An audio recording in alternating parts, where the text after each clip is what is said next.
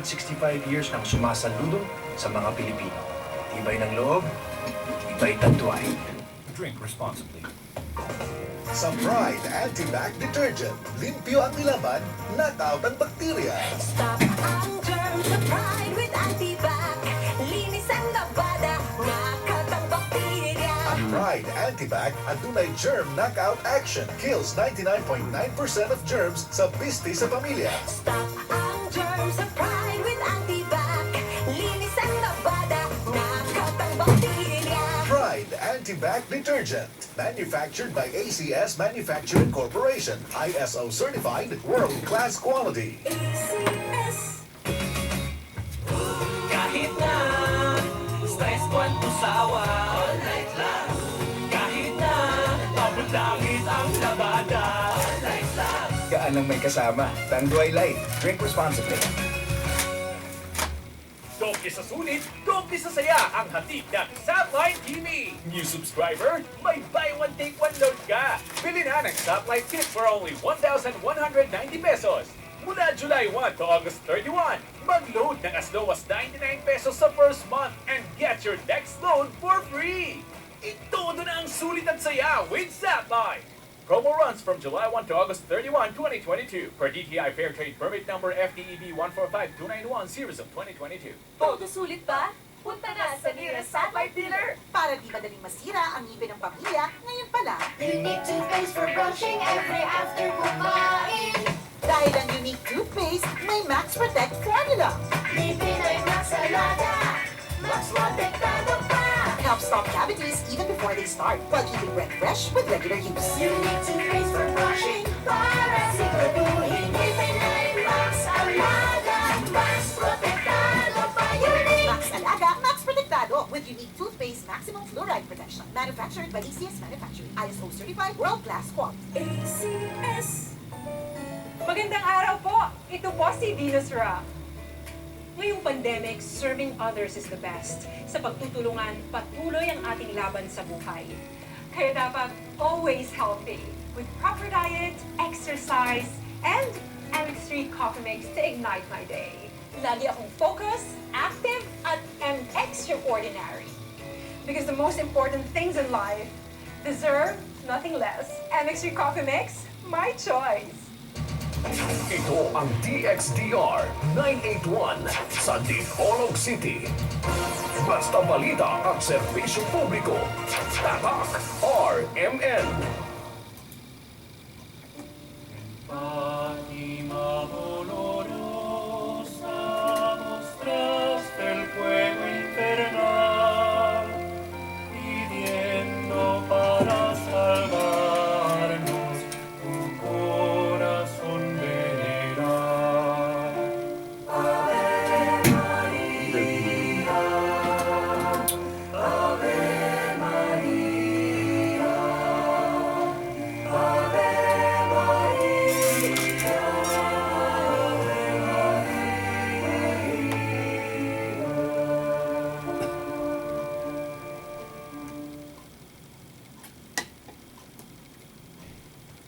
ang dili maminaw o magpatalinghog sa iglesia, isipon nga usa ka maniningil sa buwis kung makasasala. Sa ngalan sa Amahan, sa Anak, sa Espiritu Santo.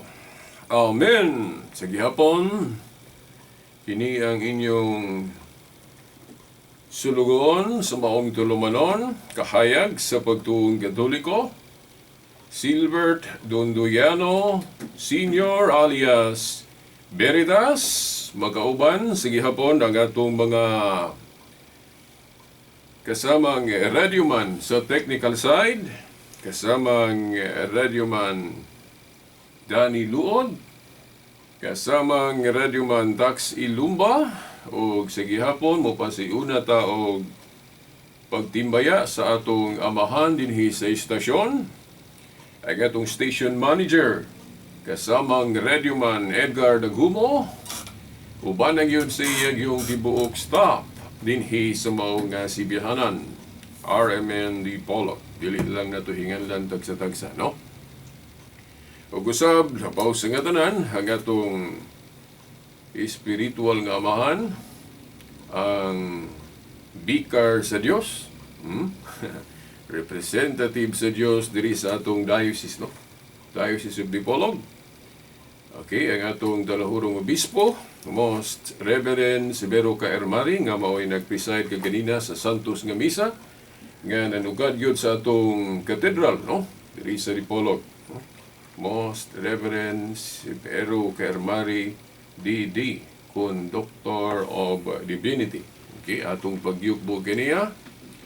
Uban na sa tibuok yun niyang mga kaparian nga mialayon o mitabang kaniya sa pagpangamahan dinhi sa ato nga dapit, no? Sa Diocese of Dipolog. No? Sama pananglid sa ato yung Diocesan Spiritual Bible Director, Reverend Father Ramil Curong, o gusab ang speaker na to, no? Sa parokya, Reverend Father Ruin Rui Salvo, o ang atong YouTuber nga amahan, okay, Father Leonilo Dagpin Jr., nga daghan kay tag mapupo nga reflection, no, sa iyang YouTube, no? Muna nga akong i-recommend, no, ang YouTube ni Reverend Father Leonilo Dagpin Jr., no? Para pahinumduman ta kanunay, no? Unsa gyud ang atong I'm sorry. Unsa gyud ang atong pagka-Kristohanon. Okay, atong pagyukbo nila tanan, no? Ug sa tanan nga mga kaparian nga wala masakop sa maong diocese, no? Nasakop man o wala, no? O kaninyo nga mga nagtanaw ron sa live stream, sa mga listener pod, no, sa AM, FM ba yan, no, sa radio, akong pagyukbo, pagtahod kaninyo nga tanan. Okay. O sa gyapon ako maingon, maayong adlaw sa Ginoo. O no, isa pa ba yung nalimtan na to? Okay. Esensya kung sa'yo nalimtan, no, sa atong pangatahuran. Okay. Now, unsa man taro, no? Pizza 31, no? Katapusang adlaw sa bulan sa Hulyo. July 31. O belated ay happy anniversary sa atong mga igsuo IEC kun mga Iglesia ni Cristo, no? Matag July 27, ilang sa ulugon ng ilang ambot ikapila na nila ka anniversary, no? Wa ko ka monitor po sa mga balita kay no, focus busy kay ko sa balay ra gyud. Okay? Now po'y katuyuan, no? So mao na atong bisan, no? Wala ta masakop sa maong tinuhuan, bisan supak ta sa doktrina sa atong mga igsoong INC kun Iglesia ni Cristo, but sanglit mga igsuo nato sila, angayan sila sa atong pagtahod, no? Okay, mo respeto gyapon ta, no, bisag supak ta sa ilang baruganan sa pagtuo. At the same time sila pod ga respeto pod nato bisan supak sila sa atong pagtuong Katoliko. So nindot kaayo nga naay pagrespetuhanay matag usa ka pundok, no? Magdebate ta, magsungi ta, magpadayag ta sa atong baruganan nga di ta magparihas gani usahay ay di kay usahay sa magkadagang higayon, murag ma-misinterpret na ta nga gaaway. Okay, nga gaaway ta. Pero actually wala ta mag-away, no? Okay, siguro lahi-lahi lang ta o expression, no, sa gugma nato sa matag usa. Mao na nga ang uban mayon gaaway naman na sila, gasiningitay na gud. Pero for me sa lawom na kong pagsabot, no, wala tao na dili na siya pag-away. Siguro tingali na ay maka-interpret ang ingonana, pero ako dili na ko sabton nga away. Kung magdebate ta, bisag magsiningitay na gani. ako nang sabton yun o gugmar gyapon na, pero medyo lahi lang, kakaiba, no? Kakaiba nga gugma, no? Kay mura man gaaway tanawon. Pero naapoy lantugi, naapoy debate nga dili nimo makita nga gaaway. No? Kita gihapon nimo ang gugma, no? Art man guni. Debate is an art. Kung ang imong arte o kana imong drawing, for example, nindot kay tan-awon, ma-appreciate yun na sa mga makakita sa maong drawing. No? So inana pod ato mga lantugi debate. Kung maayo na to pag debate, unsa may maayo nga debate kanang naipagrespetuhan ay makita gihapon ang gugma taliwala sa dili parehas og baruganan, di ba? Kanang dili mo gamit og mga pulong pagpasakit personal, dili mo atake personal nga focus ra gyud sa issue. Dili magsininggitay. So kana murag ko na siya common na siya nga dagway sa debate nga formal, dayon ma-appreciate yun na sa tanan siguro. Bisan manggali siguro sa atong mga kaparian, kung magdebate ta nga makita ang gugma na ipagrespeto, ma-appreciate ta sa atong mga kaparian. No?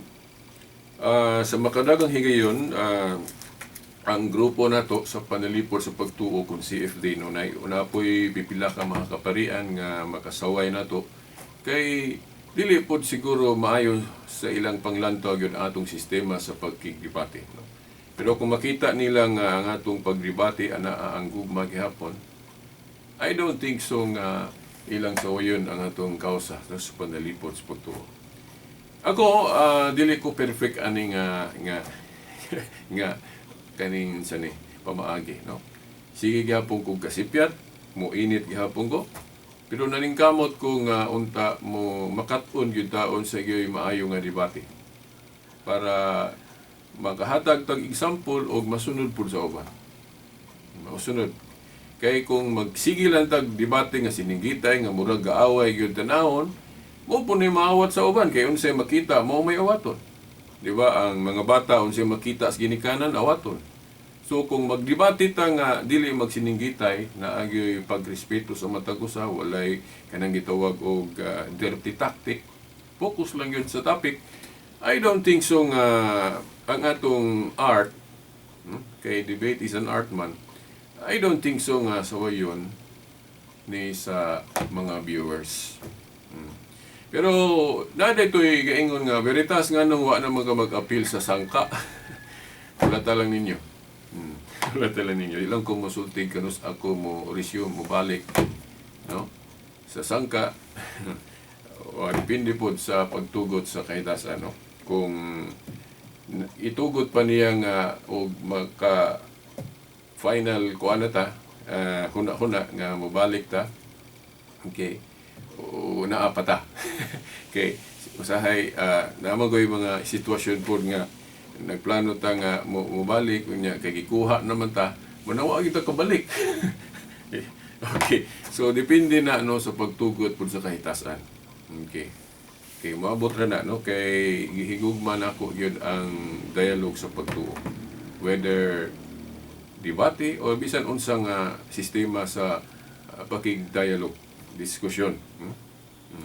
Kay nagtuo ko nga ang debate usa ka balaanong buhat. Kung kini mabuhat nato sa insakto gyud nga procedure o sa nga pamaagi. Pero kung magdebate ta nga murag gyud kaaway, murag layo pa gyud ta anak. Layo pa ta sa unsa gyud ang gusto sa kahitasan nga makita niya nato. Di ba? So mao na karon akong kutlo man to pag-una, pagsugod yun. Ikutlo na ko ang sa ganito. San Mateo Kapitulo 18. Tudling 17 hangtod sa 18. Nga naghiskot ang maong mga tudling nga ang dili kuno maminaw sa iglesia pagaisipon nga sa kapublikan, hidden man, kubrador sa buwis. Nga naman nga giingon man sa Ginoo na, nga nung naluwatan man na niya nga pulong, nga ang dili kuno maminaw sa iglesia o sa simbahan, pagaisipon nga maniningil sa buwis. Now, Masabta na to na kung kahibaluta sa background anang maniningil sa buwis sa panahon sa atong Ginoong Jesucristo. Ang maniningil sa buwis kung tax collector sa panahon sa atong Ginoong Jesucristo na communalis na siya nga mga limbungan. Nagpractice og dili insakto o maayo nga pagpangulikta sa buwis. Di man daotan ang pagpangulikta buwis kay ang atong gobyerno naa man po'y authority. Gitagaan man po sa Dios o authority ang atong gobyerno nga makapangulikta og buwis para aduna po'y magamit ya sa ilang pagpangalagad nato. Kaya nga atong gobyerno gitugot na sa Dios kay mo na partner sa simbahan sa pagmatutok sa katawhan. Ang simbahan mao ang nakapokus sa spiritual side nga bahin sa tao o sa kalag sa tao, mao na ang simbahan. Unya ang gobyerno po gigamit sa Dios sa pag-care sa atong kalibutanon nga unsa ni kinabuhi. Di ba? O mao na nga tay gobyerno para mo amuma na to sa mga butang niya sa kalibutan. Dapat yun kanang gobyerno ug simbahan united gyud unta na. Di ba? Di gyud unta na magsinpakyay pero kay gyud kalikayan pod kay kining atong dula sa kalibutan mura man pasol kung dili ta makatunong sa unsaon pagsulbad ang pasol, sige ra gyud tag sinighagay, sige ra gyud tag bahin-bahin. O dili na to makuha ang target ba nga gipangita sa pasol. Dili gyud po na masulbad ning atong mga apan sa atong kalibutan. Pero I think nga moabot ra ang panahon nga masabtan ra gyud sa gobyerno ang simbahan. The moment nga mo abot na ma-united na og balik. Kung mayon ko ma-united kay nahitabo man gito sa una nung nagay panag-usa ang simbahan ug ang estado. Labi na tong panahon sa mga katsila sa una. Pero agi aning nagdaghan ang mga protestantismo, then naanay freedom of religion. So mao na nga gikuha na, no? Gi-separate yun ang kining kagamahanan o estado ug ang simbahan. Pero sa una, okay, giusa ra yun na. Kay ang purpose gud na nga maghiusa yun. Bisag lain ang gobyerno, lahi ang simbahan, nakapokus ang gobyerno sa kalibutan, ang simbahan nakapokus sa kalagnong kinabuhi sa tao, apan dapat yun na siya united. Dili yun na siya magkuhan. Pero karon kay agi aning freedom of religion, nakahigayon ang kanang gitawag ni Pope Benedict XVI gani nga problema ron sa atong kalibutan.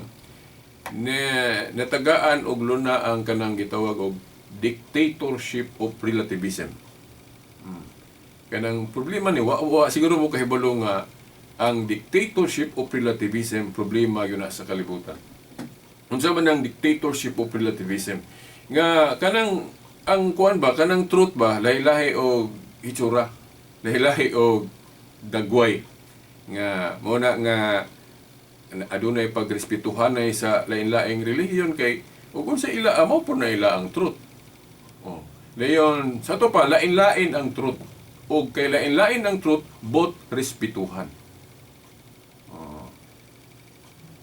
Nganong danger gyud na sa atong kinabuhi gyud kay kung mainsakto gud ang dictatorship of relativism, mura man gud siya tamis kay na siya kay respetuhanay sa lain-laing religion gud. Unya, mo po na ilang truth, mo po ni among truth lahi-lahi. Unya, ang bikil gud ana nga pagtuo tungod kay unsaon man nimo pag-reconcile ana nga naay grupo moingon nga dili Dios si Kristo. Ang nagtuo kuno nga Dios si Kristo sayop na. Then naapoy parehas na gagamit sa Biblia na moingon nga ang day of worship diya sa usa ka semana ang espesyal ana nga adlaw sa pagsimba Sabado gihapon kadto gihapong Jewish Sabbath. Kana kunong transformation nga itunong na og adlaw sa pagkabanhaw, violation of the law. Di ba? Mo manggaling nga na ako'y debate ana diri sa akong hingala, no? Di lang nako hingala, no? To respect him, no? So, mao na nga naay gipanghawiran pud nga mga tudling, naay mga rason pud. Dayon magtimbang-timbang dayon ta og asa gyud ang insaktuhan na. Di ba? So, nya ug moingon kag husto na puros kay relativism lagi, mao na truth sa SDA mo, pun truth sa Roman Catholic, equal ra na nga truth. So, mulutaw nga kung atong balansihon, daghan day ang Dios. Ano man kay lain-lain gud og teaching. Di ba? Oh, mulutaw. Kung usara ang Dios, usara pod ang set sa teaching ana. Og di na magsinumpakiay kay kung moingon ka nga ang mga teaching magsinumpakiay, so mao na ang Dios di ay Dios sa pagsinumpakiay. So kung moingon tag ang Dios sa panaghiusa, so mahuna-huna nato nga ang mga teaching di gyud na magsinumpakiay. Di ba? Now karon nganong ako ning gisgutan? Kay ang Ginoo sa Juan 17:11 nag-ingon man gyud siya, no? Amahan, mausa unta sila maingon nga ikaw ug ako usa. Na particular ang Ginoo pa nag-iusa. Nya na bagoy pa nag-iusa nga ang uban moingon nga okay ra biyaan ng Katoliko. Di ba? Kay ang kikinahanglan ko ara man gyud personal relationship ni Jesus Christ. Unya ang Katoliko parehas nako moingon pod nga dili biyan na, no? Kung maayo ang atong relationship sa Ginoo, natay personal relationship sa Ginoo, kinahanglan na apod tay relationship sa iyang kingdom nga mao ang church. Magpasabot ang kinabuhi nato sa atong pagtuo sa Ginoo, kinahanglan musubay pud ta sa unsay gitudlo sa iyang church. Kay nag-establish man sa church. Unsa man nga moingon kag I love the king but hate his kingdom. Diba? Kung nahigugma ta sa hari, kinahanglan mahigugma po ta sa iyang gingharian. No? So, wala ko ninyo, kay naamong yung mga fundamentalist, moingon nga, si Kristo ra gyud, mudawat lang ka ni Kristo, personal nga mangluluwas, isakto na wa na kinahanglanan ng religion o simbahan, grupo. Kay mga tao na, makasasala ang gyapon na, mga pari, mga pastor, makasasala ang gyapon na. Di na kinahanglan. Jesus ra gyud. Unya kay si Jesus nag-establish man gyud og grupo, simbahan, assembly, gingharian kining gitawag natong religion.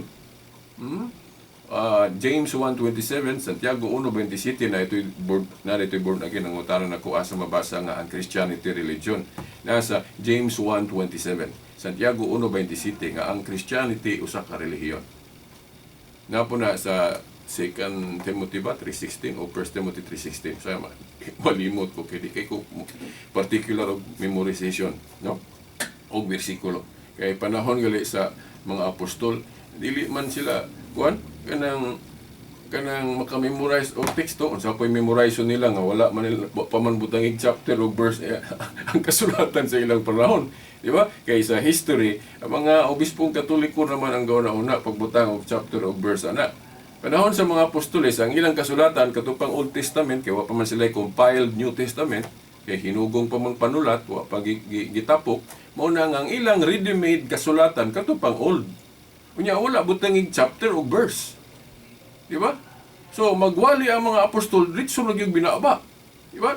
Wa gyud kapitulo, bersikulo, pares ni the late Eliseo Soriano, di ba? Kapitulo, bersikulo yun. Pero si mga apostol dili ingon ana magwali kay wala pa butangig chapter o verses ang kasulatan niadto sa ilang panahon, nawahin naman. Di ba? So mao na nga usa ra gyud ka set of teachings. Og ang pangutan na kinsa may naka tudloan na ron nga kinahanglan maminaw gyud taning simbahan na kay sa Mateo 18:17 hangtod 18 nag-ingon man si Kristo nga kinahanglan maminaw gyud ta sa iyang simbahan. Di ba? Kay ang iyang simbahan gud matud pa ni Pablo, lawas man ni Kristo, mystical body of Christ. So kung maminaw ka sa hari unya, di ka maminaw sa iyang lawas, nga gitagaan niya authority sa binding and loosing na sa Mateo 18:18 ang inyong idili diri syuta idili sa langit ang inyong itugot niya ditsuhanay gid tas Ginoo, di ba? Nga gitagaan man niya authority ang iyang simbahan sa laliman ka taog makasasala agud, oh tawag og makasasala. No, by the way, ngano to nga gitawag og publican o tax collector ang dili mo maminaw, dili mo tuo sa simbahan o iglesia? No, ngano tawagon tungod kay gitagaan niya authority ang iyang simbahan diri sa yuta. So dili day kay pulong sa Dios ra gyud nga nasulat kining Bible lang. Mo nang ako subak gyud ko anang maingon nga Bible lang gyud ang authority. No way. Kung Bible lang ang authority, nganong nag-ingon man si Kristo nga, ang dili maminaw sa akong simbahan, isipon nga makasasala. Kay katong tax collector, gipasabot dito, makasasala man. Kaya sa ilang panahon, ang tax collector, makasasala yun. Diba? Oh. So, kung dili ko nito maminaw sa iyang iglesia o simbahan, isipon nga makasasala. Sa ato pa, mahuna-huna na ito, makini di ang simbahan kong manudlo, mura na ang Diyos po nanudlo. Diba? Kaya ang Diyos na may makajudge nga, makasasala ka o dili. Diba? Nga nga nung masabot man sa Mateo 18:18 nga ang simbahan, makaingon po, makasala kung di ka maminaw niya, tawag kung kag makasasala. Sa ito pa, ang tingog di aning simbahan na, tingog di sa Diyos. Diba? Logic ba? Sa Lucas 10:16, niingon si Kristo, ang naminaw ninyo, akong simbahan, ako lang i-paraphrase para masabtan diretso. Ang naminaw ninyo, sama ra nga naminaw nako. Ang wala maminaw ninyo, wala usab minaw nako. So, ritsuhanay gyapon as Ginoo. Then labi na tong sa Juan 20:19 hangtod sa 23 nga ang iyang mga lideres kato pa mga apostol o sa una apostol. Then karon mga obispo man ang successor, di ba? Oh, ang dili kuno pasayloon nila, dili pud pasayloon sa langit. Basahan ragod Juan 20:23. Ang dili ko no maminaw sa mga leader sa simbahan sa ito pa mga pare sa una mga apostol. Oh, di ba? Ministro o pare, mawala man na, oh. Ang dili ko no maminaw sa iyang mga pare o mga ministro, isipon nga makasasala. Dayon unsa pa? Ingon, ang dili nila pasayloon, dili usab pasayloon ako.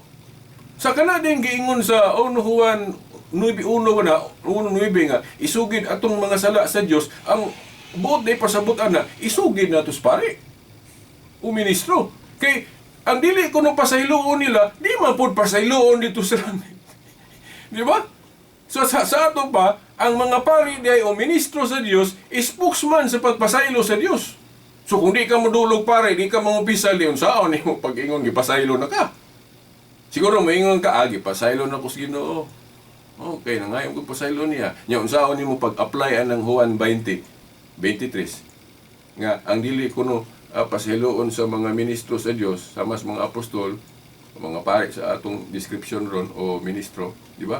Ang dili kuno pasayloon nila, di pud pasayloon sa langit. Umuna nga naay sacrament of confession ang tinuod nga simbahan. Di ba?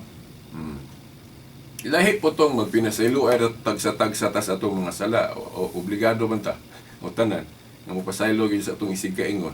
Pero kanang Juan 20:23, Sacrament of Confession na nga gi-administrar og mga ministro o pare sa Dios. Kay naaman sila option nga dili mo pasaylo. Di ba? Ang dili ninyo pasayloon, dili usab pasayloon. Sa tupa, murag Dios tila diri sa yuta. Kay ang Dios ra may pwede may ungag adi ka na ko pasayloon. Di ba? Oh, gahuman na sa Dios nang pasaylo og dili mo pasaylo. Kay kita tanan tagsa-tagsa obligado man gyud mo pasaylo. Di ba? Oh, pero ang mga ministro sa Dios iyang gitagaan og press iyang gahom nga pwede mo pasaylo, pwede po di mo pasaylo. Na Juan 20:23, unya mao na gihuptan sa mga pare na to ron. Mao na nga kung atong mga pastor mahadlok anang kumpisal, dili na mao ang tinuod nga simbahan. Kay ang ilang mga pastor wa man day authority nga mo pasaylo og mga sala sa mga tao. Di ba? Pero ang tinuod nga ministro o pare, Juan 20:23, makapasaylo og sala diri sa yuta, dili nun sa ilang ngalan sa Dios. Di ba? Okay. Ang mga pare sa ilang kagalingon, di kapasaylo. Pero kung ang Dios mo gamit nila, makapasaylo sila. Sama sa silhig, dili kalimpyo kung di gamiton.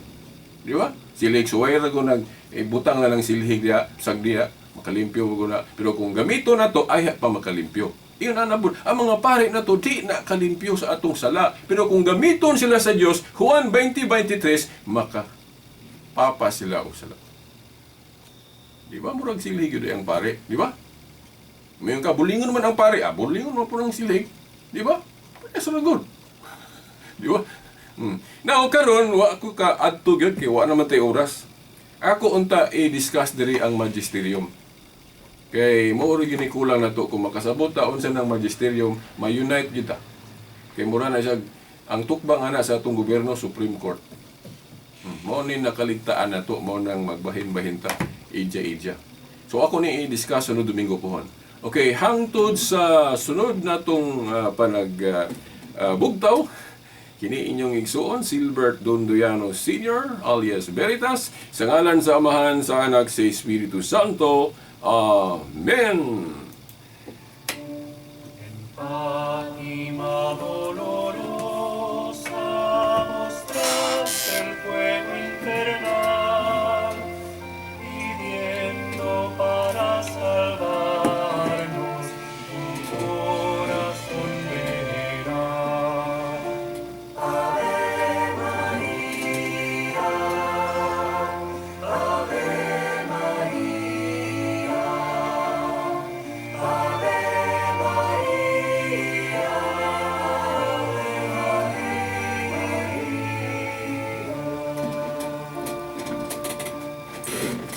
Tatak RMN. Boom, papaya, white rose papaya, yeah, yeah, yeah, yeah. Boom, puti ka in 7 days, oh yeah, yeah, yeah, yeah, yeah, yeah, yeah. White rose papaya. White rose papaya. Na ang double whitening sa papaya extract at vitamin B3. Clinically proven yung makaputi in as early as 7 days with regular use. Boom, puti ka, white rose papaya, yeah, yeah, yeah, yeah, yeah. Papaya puti, papaya fast. White rose papaya with vitamin B3. Manufactured by ACS Manufacturing Corporation. ISO certified, world-class quality. ACS. Sa Pride Anti-Bac Detergent, limpyo ang ilaban, knock out ang bakterya.